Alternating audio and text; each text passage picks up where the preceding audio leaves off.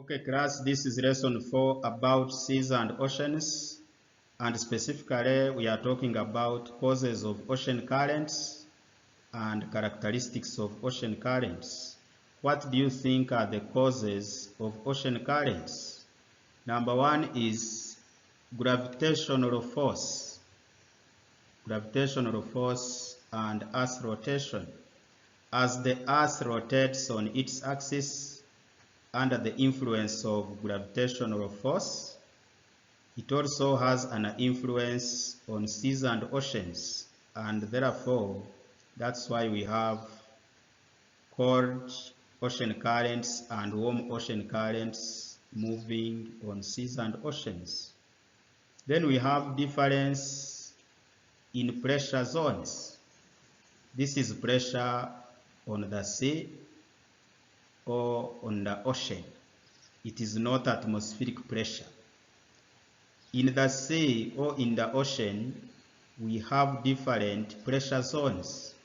And I believe, using some science, part of the ocean where pressure is high is where ocean currents come from, going to part of the sea where pressure is low.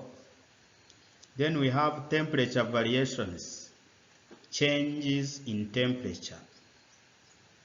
When oceanic water is hot in terms of temperature, its molecules, the molecules of oceanic water are light, and therefore ocean currents may rise from the oceanic floor to the surface of the ocean. Those are what we call upwelling currents. Then when temperatures are low, oceanic water might sink because it is dense, it is heavy, and causing currents like downwelling.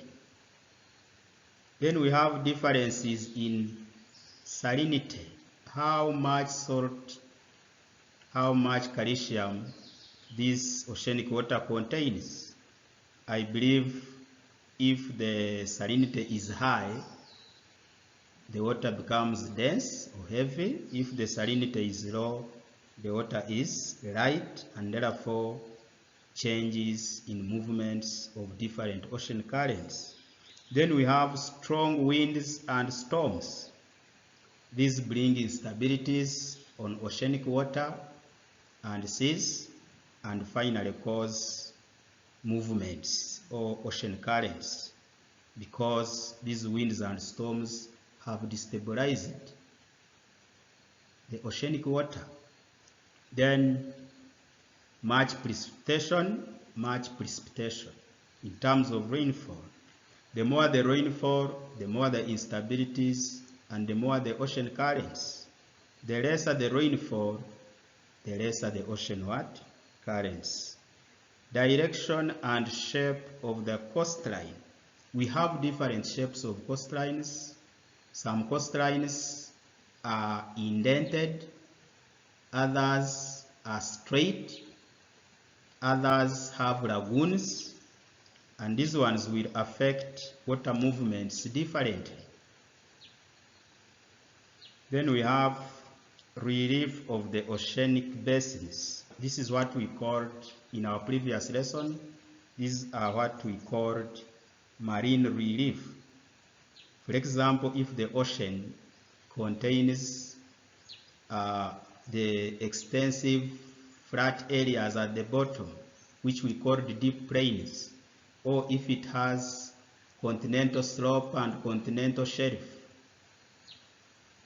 and trenches, these ones will affect the movements of water differently, and therefore generating different currents.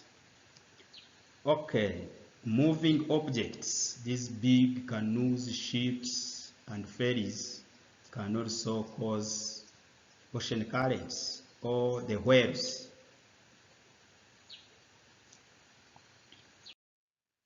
Characteristics of cold ocean currents. Cold, specifically cold ocean currents. What are their characteristics? They flow from poles towards the equator. They flow from polar regions towards the equatorial region. From North Pole, South Pole, towards the doldra, the equatorial region. They mainly occur on the western margins of the continent. They are always on the western side, like Canary Ocean currents in Africa here. Then we have number 3, they cause dry conditions to the neighboring areas where they blow to. In the northern hemisphere, ocean currents move clockwise, while in the southern hemisphere, cold ocean currents move anti-clockwise.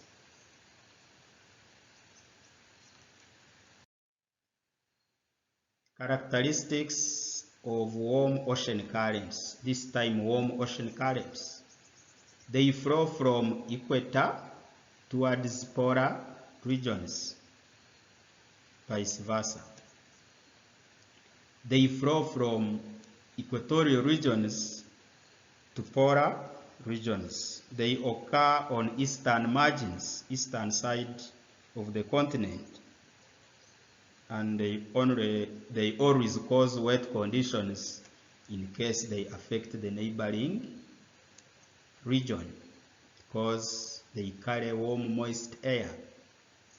They are warm, and therefore they rise the air they meet on land, which goes to condensation level, forms clouds, clouds form rainfall. Thank you.